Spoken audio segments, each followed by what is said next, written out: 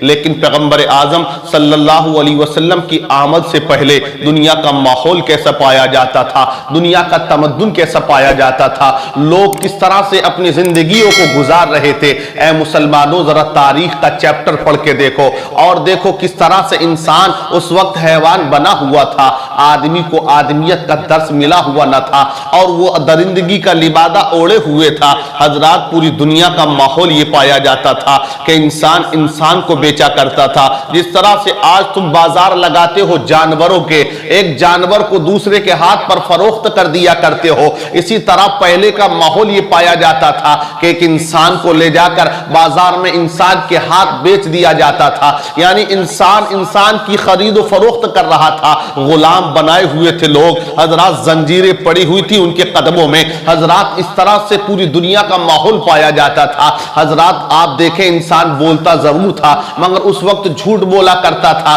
انسان کھاتا ضرور تھا مگر حرام کھایا کرتا تھا، انسان پیتا ضرور تھا مگر شراب پیا کرتا تھا۔ حضرات، انسان چلتا ضرور تھا لیکن گناہ کرتے ہوئے چلا کرتا تھا۔ اس انسان کو نہ بولنے کا طریقہ پتا تھا، یہ انسان نہ کھانے کے طریقے سے آگا تھا، یہ انسان نہ پینے کے طریقے کو اسے جانتا تھا، انسان نے حیوانیت کا لبادہ اوڑھ لیا تھا۔ اب پوری دنیا کا آپ چیپٹر پڑھ کے دیکھیے گا، جسے کیسر اور کسرا کہا جاتا تھا، اس وقت دو سپر پاور کہلاتے تھے، ایک کیسر اور کسرا۔ حضرات، ایران کو کسرا کہا جاتا تھا، روم کو قیصر کہا جاتا تھا، لیکن ایران کا ماحول یہ پایا جاتا تھا، وہاں نوشیروہ عادل بھی ایک بادشاہ گزرا ہے۔ حضرات، لوگ کہتے ہیں نوشیروہ عادل تھا لیکن 17 بھائیوں کا قتل کر کے تخت کو اس نے حاصل کیا تھا۔ ایک بادشاہ گزرا ڈارا، اس نے اپنی بیٹی کے ساتھ زنا کیا، حضرات اسی کا بیٹا پیدا ہوا۔ حضرات، تو اس طرح کا دنیا میں ماحول پایا گیا کہ لوگ اپنی بیٹیوں کے ساتھ زنا کر رہے تھے۔ حضرات، اہل عرب کا ماحول یہ پایا جاتا تھا، اگر کسی کے یہاں بچے کی ولادت کا وقت قریب ہوتا تھا، حضرات جس طرح سے آج ہمارے ماحول میں یہ پایا جاتا ہے، جب بچے کی ولادت کا وقت قریب ہوتا ہے، باپ سفر پہ ہوتا ہے، سفر بند کر کے اپنے گھر آ جاتا ہے۔ اگر باپ پردیس میں ہوتا ہے، حضرات اس جگہ کو چھوڑ کے باپ گھر آ جاتا ہے کہ میرے یہاں بچے کی ولادت کا وقت قریب ہے ہوتا ہے، وہ اپنی بیوی کا کبھی الٹرا ساؤنڈ کراتا ہے، کبھی ڈاکٹرنی کو دکھاتا ہے، کبھی اس کی دوائیاں کرایا کرتا ہے۔ لیکن پہلا کا اصول یہ ہوتا تھا کہ جب کسی کے یہاں بچے کی ولادت کا وقت قریب ہوتا تھا، اس کا باپ اپنے گھر کو چھوڑ کر بیابان میں چلا جاتا تھا، اس کا باپ اپنے گھر کو چھوڑ کے پہاڑیوں میں جا کے چھپ جاتا تھا۔ اب وہ آنے والے کا انتظار کرتا تھا کہ آنے والا آئے گا اور خبر لائے گا۔ حضرات، اب آنے والا آتا تھا، اگر اس کے گھر میں بیٹا پیدا ہوتا اور جا کر اس کو خبر دی جاتی تھی، اے انسان تیرے یہاں بیٹا پیدا ہوا ہے، اے انسان تیرے یہاں لڑکا پیدا ہوا ہے۔ جب وہ اپنے بیٹے کی پیدائش کی خبر سنتا تھا، حضرات وہ خبر سنتے ہی خوش ہو جاتا اور سینہ چوڑا کر کے لوگوں کے بیچ میں آتا تھا کہ آج میرا جو ہے ضمیر اونچا ہو گیا ہے، میری عزت میں 4 چاند لگ چکے ہیں، میرے یہاں بچے نے جنم لے لیا ہے، میرے یہاں بیٹے نے جنم لے لیا ہے، میرے یہاں لڑکے نے جنم لے لیا ہے۔ یہ ماحول دنیا کا پایا جاتا، لیکن جیسے ہی اس کو خبر دی جاتی تھی، اے انسان تیرے یہاں لڑکی نے جنم لیا ہے، تیرے یہاں بیٹی نے جنم لیا ہے، جب وہ اتنا سنتا تھا تو اب تاریخ بتاتی ہے کہ وہ اپنے چہرے پہ نقاب ڈال لیتا تھا اور لوگوں کے بیچ میں نہیں آتا تھا، وہ چھپتا چھپاتا پھرا کرتا تھا اور کہتا تھا آج میری ناک کٹ گئی ہے، آج میری عزت پامال ہو چکی ہے، اب میں سماج میں جاؤں تو جاؤں کیسے،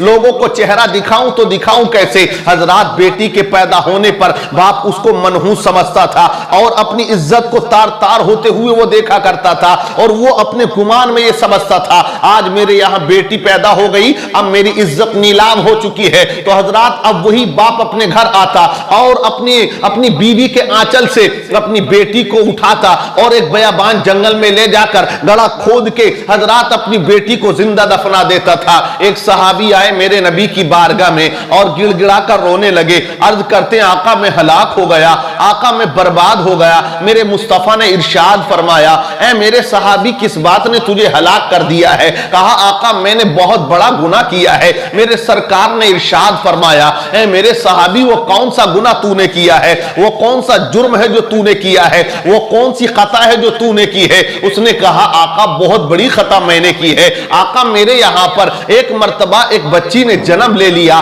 جیسے ہی بچی نے جنم لیا میں نے یہ قسم کھا لی کہ اس بچی کو ابھی نہیں ماروں گا، جب یہ بچی 7 یا 8 برس کی ہو جائے گی میں اس کو بتا کے ماروں گا کہ تجھے کس لیے میں مار رہا ہوں, کس لیے تجھے زندہ دفنا رہا ہوں. آقا میری بچی جب 8 برس کی ہو جاتی ہے, جب وہ بولنے لگتی ہے, جب وہ بات کو سمجھنے لگتی ہے, جب وہ چلنے لگتی ہے, آقا وہ میرے آنے پر مجھ سے بڑا پیار کیا کرتی تھی اور میں بھی اس سے پیار کرتا تھا, لیکن وہ کفر کا آتنکواد تھا کہ میرے دل پر اس نے قبضہ کر لیا تھا اور بدلے کی بھاونا میرے دل میں جاگ اٹھی اور میں نے اپنی بچی کو ایک مرتبہ اپنے ساتھ لیا اور بیابان جنگل میں لے گیا اور لے جانے کے بعد میں نے ایک تیلے پر اس کو بیٹھا دیا. اب میں اسی کے سامنے آقا گڑا کھود رہا ہوں اور گڑا کھودتا جاتا ہوں, میرے اوپر پسینہ آتا ہے اور میری بیٹی آ کر میرے پسینے کو صاف کیا کرتی تھی. کہا ابا اتنی محنت مت کرو, میں تھا کہ گڑے کو کھودتا جاتا ہوں. آقا جب گڑا کافی گہرا کھد جاتا ہے میں اپنی بیٹی کو اٹھاتا ہوں اور اس گڑے میں اتار دیتا ہوں. میری بچی یہ سمجھ رہی ہے کہ میرا باپ محبت میں کھیل رہا ہے,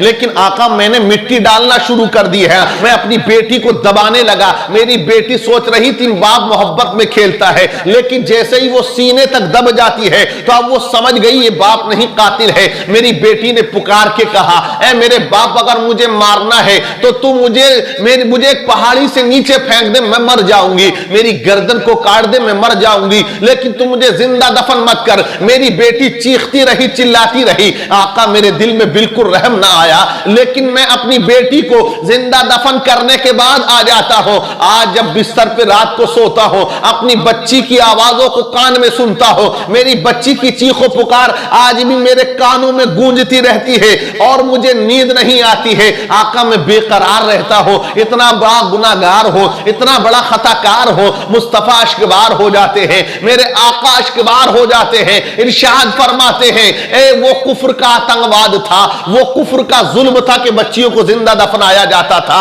اے مسلمانوں تو پوری دنیا کا ماحول یہ تھا, ہندوستان میں کا ماحول یہ پایا جاتا تھا کہ یہاں اگر کسی کا شوہر مر گیا تو اس کی بیوی کو چتا پہ باندھ کر رسیوں کے ساتھ اسے جلا دیا جاتا تھا. حضرات باپ کی عزت کرنے والا کوئی نہ تھا, ماں کی عزت کرنے والا کوئی نہ تھا, ماں باپ کی قدر و قیمت کوئی نہیں جانتا تھا. لوگ ایک دوسرے کے دشمن بنے ہوئے تھے. انصاف لٹ چکا تھا, ایمان مٹ چکا تھا, مفلس کی تھی مصیبت, کمزور پٹ رہا تھا. ظلم و ستم کے جھنڈے ہر سمت گڑ گئے تھے, حیوانیت کے پردے عقلوں پہ پڑ گئے تھے. ایک خدا کو چھوڑ کر لوگ نہ جانے کتنے معبودان باطلہ کی عبادت کر رہے تھے. گوبر کے نکلنے والے کیڑے تک کی پوجا ہو رہی تھی. کوئی پتھر کو معبود بنائے ہوئے تھا, کوئی سورج کو معبود بنائے ہوئے تھا, کوئی چاند کو معبود بنائے ہوئے تھا. حضرات کوئی پیڑ کو معبود بنائے ہوئے تھا. حضرات نہ جانے کتنے معبودان باطلہ کی لوگ عبادت کر رہے تھے. کوئی ایک خدا کے آگے جھکا ہوا نہیں تھا. لیکن حضرات جب تمام آہیں عرش معلی سے جا کے ٹکرا رہی تھی, جب تمام آہیں عرش معلی سے جا کے ٹکرا رہی تھی, دبلے والی بچیوں کی آہیں عرش معلی سے جا کے ٹکرائی, بوڑھے ماں باپ کی آہیں عرش معلی سے جا کے ٹکرائی. جب تمام دبنے والی بچیاں اور تمام بیواؤں کی آہیں عرش معلی سے جا کے ٹکرا رہی تھی, اللہ کو اپنی مخلوق پر رحم آ گیا اور مصطفیٰ کو ربیع الاول کے مہینے میں 12 تاریخ کو اس دنیا کے اندر پیدا فرما دیا. نبی دنیا کے اندر آئے, ایک منادی کر دی جاتی ہے اے دبنے والی بچیوں اب تم ماتم مت کرو, تمہارے ظالم باپوں کا پنجہ توڑنے کے لیے محمد رسول اللہ آ گیا ہے. ہمارے ظالم باپوں کا پنجہ توڑنے کے لیے محمد رسول اللہ آ گیا ہے. مصطفیٰ تشریف لے کر آئے.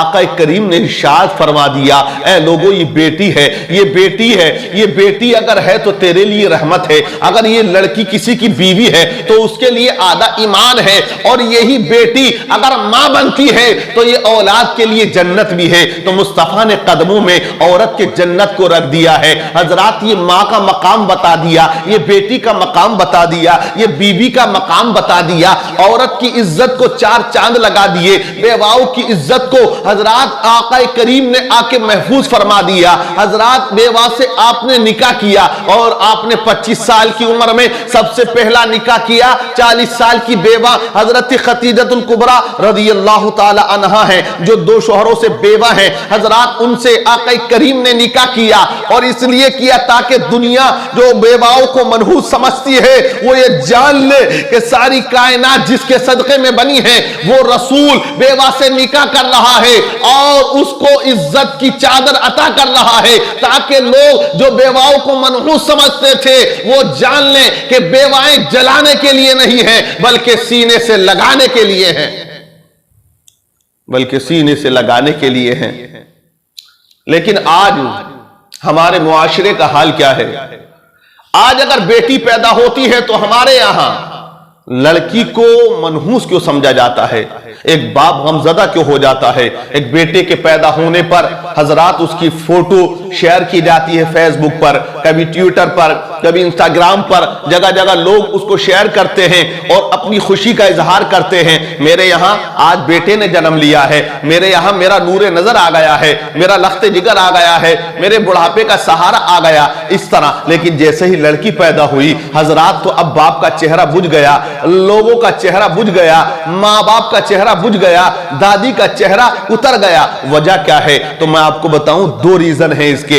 ایک ریزن تو یہ ہے کہ آج ہمارے معاشرے میں شادیاں مہنگی ہو چکی ہیں، آج ہمارے یہاں شادیاں جو مہنگی ہو چکی ہیں، اس کا ایک ریزن یہ ہے کہ جب باپ کے یہاں بیٹی آئی تو وہ سوچتا ہے کہ وہ باپ جو بڑی مشکل سے اپنا گھر چلا رہا ہے، اپنا پیٹ پال رہا ہے، وہ اپنی بیٹی کی شادی میں کہاں سے لائے گا 15 لاکھ، کہاں سے لائے گا 10 لاکھ، کہاں سے لائے گا 5 لاکھ، کہاں سے لائے گا وہ بڑی بڑی گاڑیاں، کہاں سے دے گا وہ اسکارپیو، کہاں سے دے گا وہ بلٹ۔ حضرات وہ باپ جس کے یہاں 4 بیٹی ہیں، جس کے یہاں 5 بیٹی ہیں، حضرات وہ باپ کہاں سے کرے گا ان 5 بیٹیوں کا نکاح؟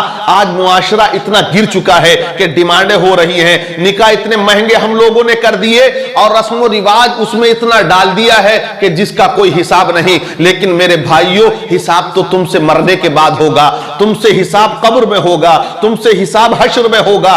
آج تو تم منہ پھیلا دیتے ہو نا کہ مجھے اسپلینڈر چاہیے، مجھے بلٹ چاہیے، مجھے الٹو چاہیے، مجھے سوئفٹ چاہیے، مجھے ویگنار چاہیے، اس طرح جہیزوں کی مانگ آپ کرتے ہو، مجھے کھڑا کھانا چاہیے۔ اور حالات یہی ہیں، اس کی بیٹی تو دلہن بعد میں بنتی ہے، دولہے کی اماں پہلے دلہن بن رہی ہے، اس کے لیے سونے کے کنڈل بھی ہونے چاہیے، ناک کا پھول بھی ہونا چاہیے، اور اس کے پیروں کی پاجیبیں بھی ہونی چاہیے۔ حضرات مطلب یہ ہے کہ ڈلیا، کہیں پٹلیا، کہیں گاٹ کے نام پر ڈیمانڈ ہوتی ہے۔ آپ دیکھیں کہ لڑکی کو دیکھنے جاتے ہیں نا تو 20-25 لوگ جا رہے ہیں، اس کے اندر کمیاں نکال کے آ رہے ہیں۔ اگر پارٹی زبردست ہے، مالدار ہے، امیر ہے، پہلے سودا ہو گیا، اور ہونے کے بعد اس کے کیا ہوا؟ اب وہ دیتا ہے لڑکی کو 5,000، 10,000، 20,000۔ پسند کرنے میں لڑکی کو 10-15 ہزار روپے آج کل ایک معمولی سی بات ہے، اور اگر زیادہ امیر ہے تو 50,000 تک دیتا ہے، اور اس کی نیت یہ ہوتی ہے کہ اب لڑکی والا مجھے 1 لاکھ دے گا۔ ہوتا یہی ہے کہ اگر 10,000 لڑکے والا دیتا ہے لڑکی کو پسند کرنے میں، تو لڑکی والا 20,000 پلٹ کے دے رہا، اور جتنے ساتھ میں آئے سب کو 1,000-2,000 روپے الگ سے دیتا ہے۔ ابھی تو یہ خالی پسند اور ناپسند کی بات چل رہی ہے۔ اب آگے دیکھیں یہ تجارت کیسے آگے بڑھتی ہے، کس طرح سے سودے بازی ہماری قوم کیا کرتی ہے، کس طرح سے سودا ہماری قوم کے اندر ہوتا ہے۔ لڑکی کو پسند کرنے میں ہی ہزاروں روپے کا خرچ ہو گیا، اب آنا جانا لگا رہا۔ اب تاریخ فکس ہوتی ہے کہ صاحب ابھی تو منگنی چڑھنی باقی ہے، ابھی تو ڈلیا کی رسم باقی ہے، ابھی تو یہ رسم باقی ہے، ابھی تو وہ رسم باقی ہے۔ ہاں اب ہوتا یہی ہے، اب ڈلیا کی رسم ہے کتنے جوڑے؟ اب جوڑے چلنے 70-80 کہ میری خالہ کا، خالہ کی اماں کا، اماں کی دادی کا، نانی کا، پرنانی کا، تمام رشتہ داروں کے جوڑے کپڑے اکٹھے کیے جاتے ہیں۔ ڈیمانڈ کی جاتی ہے کہ صاحب مجھے ہمارے 70 جوڑے چاہیے۔ اب وہ لڑکی والا 70 کپڑا جوڑی کا انتظام کرتا ہے، 70 جوڑی کپڑے کا انتظام کرتا ہے۔ اب وہ کہاں سے کرتا ہے؟ آپ خود سمجھ سکتے ہیں کہ غریب باپ جو امیر ہے، اللہ نے دولت دی ہے تو وہ تو لٹا دیتا ہے اپنی دولت کو، لیکن وہ غریب باپ جو رکشہ چلانے کے بعد شام کو وہ لاتا ہے اور پکواتا ہے، وہ باپ اپنی بیٹی کا نکاح اس طرح کیسے کرے؟ کہاں سے لائے وہ اتنی دولت؟ کہاں سے لائے گا وہ اتنے کپڑوں کے لیے روپیہ اور پیسہ؟ حضرات تو اسی وجہ سے آج کل جب نکاحوں میں تاخیر ہو رہی ہے تو لڑکیاں بھاگتی ہوئی نظر آتی ہیں۔ کبھی کوئی کسی غیر مسلم کے ساتھ جا رہی ہے، کبھی کسی اپنی ہی برادری والے کے ساتھ جا رہی ہے، کبھی پڑوسی کے ساتھ جا رہی ہے، اور وہ اپنی باپ کی عزت کو نیلام کر کے جا رہی ہے۔ حضرات تو وہ باپ جب بیٹی ناک کٹا کے چلی جاتی ہے تو وہ باپ سوچتا ہے کاش یہ اولاد ہی نہ ہوتی، کاش بیٹی ہی نہ ہوتی، کاش اولاد ہی نہ ہوتی، بے اولادہ ہوتا تو آج میری عزت نیلام نہ ہوتی۔ لیکن اے مسلمانوں، وہ وہ جوان بیٹیاں جن کی عمر اتنی ہو چکی کہ وہ دن ان کے سسرال میں گزارنے کے تھے، مہنگی شادیوں کی وجہ سے، ڈیمانڈوں کی وجہ سے، مہنگے رشتوں کی وجہ سے آج وہ اپنی جوانی کے ایام اپنے باپ کی دہلیز پر گزار رہی ہیں، اور وہ دعائیں کرتی ہیں، مولا میرے باپ کے پاس بھی اگر دولت ہوتی تو میں بھی آج اپنی جوانی کے ایام اپنی سسرال میں گزار رہی ہوتی، لیکن وہ آنسو بہاتی ہیں راتوں کو، وہ آنسو بہاتی ہیں حضرات اپنے باپ کی غربت پر۔ تو یہ ماحول کریٹ کس نے کیا؟ ہم لوگوں نے کریٹ کیا ہے۔ نکاح تو بڑا آسان ہے، اور مصطفیٰ نے ارشاد فرمایا نکاح کو آسان کرو، زنا دشوار ہو جائے گا، زنا مشکل ہو جائے گا۔ لیکن آج زنا آسان ہو گیا اور نکاح مشکل ہو گیا۔ حضرات تو یہ ماحول ہم لوگ کریٹ کرتے ہیں۔ تو میرے بھائی آج کل ہمیں ایسے نوجوان دکھائی نہیں دیتے جو یہ کہیں سینہ ٹھوک کر کہ میں بغیر جہیز کے شادی کروں گا، مجھے کوئی جہیز نہیں چاہیے۔ جسے دیکھو وہ جہیز کی مانگ میں لگا ہوا ہے، ڈیمانڈوں میں لگا ہوا ہے۔ اب دیکھیں آپ کہ آپ 70 جوڑی کپڑا آتا ہے، اس میں کمیاں نکالتے ہیں، اور کیسا کپڑا دیا؟ ایسا تو دیتے تھے کہ سلائی وصول ہو جاتی۔ 70 جوڑی کپڑے مانگ رہے ہو اور پھر سلائی وصول کرتے ہو؟ ارے تجھے دے دیا، یہی اللہ کا شکر ادا کر۔ اب اس کے اوپر پیسہ بھی ہو، جوڑا الگ، چیز الگ، سامان الگ، اس پر سب 1 لاکھ 1.5 لاکھ 2 لاکھ روپیہ الگ سے ہو۔ اب اس کے بعد دیکھیے آپ ہوتا کیا ہے، چلی گئی بارات، کھانا اسٹینڈرڈ، اگر تھوڑی سی کمی آئی کھانے میں تو پھر لوگ کہتے ہیں کہ ہمیں کھانا اچھا نہیں ملا، رشتہ داری میں کھٹاس پیدا ہو جاتی ہے، اور اس کے بعد میں بھی چین نہیں آتا ہے۔ تو اب اس کے بعد چوتھی کے نام پر 50-100 لوگ جاتے ہیں کھانے کے لیے۔ چوتھی ہوگی ورنہ داماد روٹ جائے گا، چوتھی ہوگی ورنہ داماد کا داماد روٹ جائے گا۔ تو یہ کیا سسٹم ہے؟ ہماری قوم دین کے نام پر بلاؤ تو آتی نہیں، دین کی راہ میں خرچ کرنے کو کہو تو خرچ کرتی نہیں، اور فضول خرچیاں کتنی کر رکھی ہیں۔ ارے اسلام آیا، تمام رسموں کو ختم کر دیا، شریعت کو لاگو کر دیا۔